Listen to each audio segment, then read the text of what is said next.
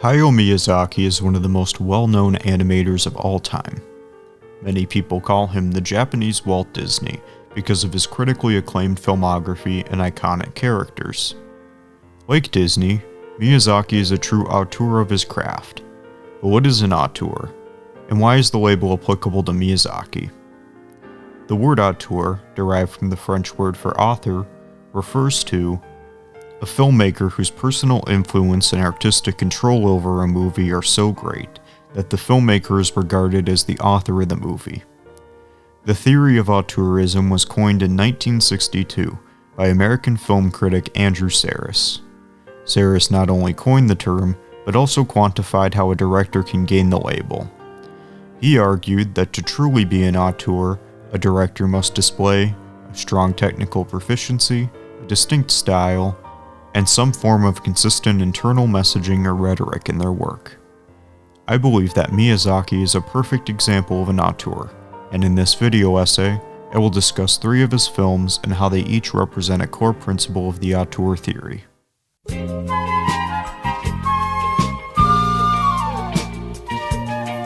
In the 16 years leading up to his first picture, Miyazaki began as an in-between animator on various TV shows and movies, working his way up to directing.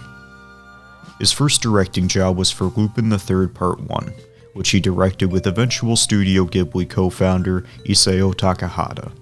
The previous director of the show was ousted for staying too close to the adult-oriented Monkey Punch manga, so Miyazaki and Takahata tried to smooth out the edge of the show. In the original Monkey Punch manga, Lupin was a violent and perverted criminal, but Miyazaki re-envisioned him as a happy-go-lucky gentleman thief. Eventually, he was offered the opportunity to direct a feature-length Lupin film. After 4 months of production, he completed his first movie. Miyazaki's feature-length film, The Castle of Cagliostro, is often considered the black sheep of his filmography, but it nevertheless shows off his technical prowess. In the film, Lupin and his companions Jigen, Goemon, and Fujiko are trying to expose a counterfeiting scam, while Lupin tries to save Clarice, the princess of Cagliostro, from being forced to marry a villainous count. Through this premise, Miyazaki can show off his wide directorial range. The film juxtaposes action set pieces like a dramatic fight in a clock tower, with more intimate character moments, like when Lupin and Clarice first meet. The glue that holds the entire film together is the incredible animation and art design. The film is full of gorgeous backgrounds and intricately designed props. The most impressive is Lupin's Fiat 500, which was modeled after the head animator Yatsuo Asuka's car. The hand-drawn cell animation still holds up after 43 years. The film was not incredibly popular at the Japanese box office, but it had a huge influence on Western animation. John Lasseter, the co-founder of Pixar, cited the film as an inspiration for what the animation medium can accomplish. The aforementioned clock tower scene also went on to be homaged in films like The Great Mouse Detective, Atlantis: The Lost Empire, and the TV show Batman the Brave and the Bold. Miyazaki's take on Lupin has had an impact on all subsequent installments in the series because he imposed his personal style on the character, which takes me to the next film I want to analyze.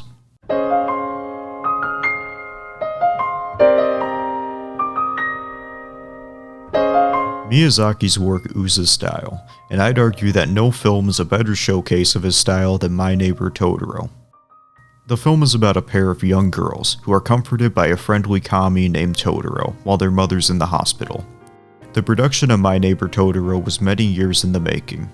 The story of the film is very reminiscent of Miyazaki's childhood, as he was a young child in the 1950s when the film takes place, and his mother suffered from spinal tuberculosis, which left her bedridden. The appearance of Totoro was also likely inspired by Miyazaki's previous work, Panda Go Panda. Miyazaki even admitted in an interview that he spent 13 years conceptualizing the forest setting the film takes place in. My Neighbor Totoro was the culmination of his personal experiences and 25 years of animating at the time the film was made. So what is Miyazaki's style? A typical Miyazaki film usually is a kid-friendly movie that has a young female protagonist that interacts with some form of a magical or spiritual entity to process the real-world trauma based on the period in which the film takes place. There's also typically some form of flying present in the story, either by airplane, magic, or kids holding on for dear life to Totoro. Miyazaki's films also have an unbelievably optimistic tone, considering how bitter he appears. I, in fact, am a pessimist, but when I'm making a film, I don't want to transfer my pessimism onto children. I keep it at bay. I don't believe that adults should impose their visions of the world on children. Children are very much capable of forming their own visions. There's no need to force our own visions onto them. Totoro is an unbelievably iconic character, and he went on to become the mascot for Studio Ghibli. But why did Miyazaki choose to make Totoro a friendly forest spirit? In this film, he begins to seed the Shinto, environmentalist, and Marxist themes that would come to define his work. And nowhere are these themes more prevalent than in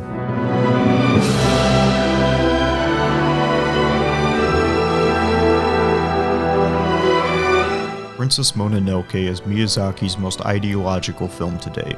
The film has strong anti-authoritarian themes. During his youth, his mother encouraged him to question authority, as she witnessed the intellectuals of her time rapidly change their beliefs from nationalists to staunch advocates of democracy after the end of World War II. Miyazaki carried this distrust of authority when he studied at the Gakushun University of Tokyo and gained his degree in political science while educating himself about Marxism. Besides Marxism, Miyazaki is heavily inspired by Shintoism, the traditional Japanese belief system that states spirits exist and control the natural processes of the world. In My Neighbor Totoro, the Totoros control the growth of the forest, and in Princess Mononoke, the forest is ruled by the great forest spirit, who imbues godlike powers into the animals of the forest. Both of these are examples of Shinto philosophy. Princess Mononoke is the story of Ashitaka, an Eboshi prince during the Muromachi period, who gets cursed by a zombified boar god. He's exiled and sent on a quest to find the spirit of the forest who can cure him. During his journey, Ashitaka becomes the mediator in the conflict between San, the titular Princess Mononoke of the Wolf Clan, and Lady Eboshi, the leader of Irontown, who seeks to kill the spirit of the forest for material gain. In the original pitch of the film, Eboshi's role was replaced by San's father, who was possessed by an evil spirit. In the original climax, the evil spirit is defeated, and the people burn down the village, including the iron factory where they used to work, which is an overtly Marxist ending. In the final cut, Eboshi is generally good-natured. She uses the profits from her environmental destruction to free women who work in brothels and take care of lepers. She leads almost a socialistic city-state that doesn't recognize the authority of the emperor. However, all of this is built on the exploitation of the natural world, which is defended by San.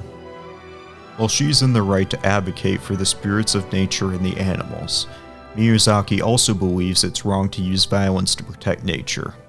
San's violence is portrayed as animalistic, even more so than the actual animals in the film at times.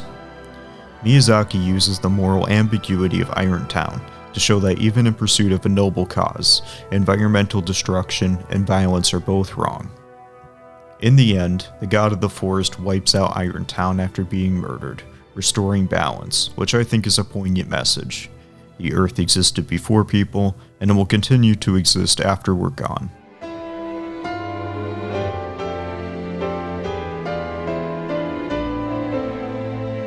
After Princess Mononoke, Miyazaki released Spirited Away, his most critically acclaimed film yet. And the Oscar goes to, let's see, Spirited Away, Hayao Miyazaki.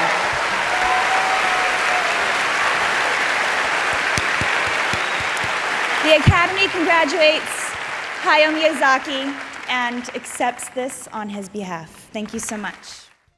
All the works I talked about in this video, his incredible technical proficiency, his signature kid-friendly style, and his complex ideological rhetoric helped him develop the film that cemented his auteurist label.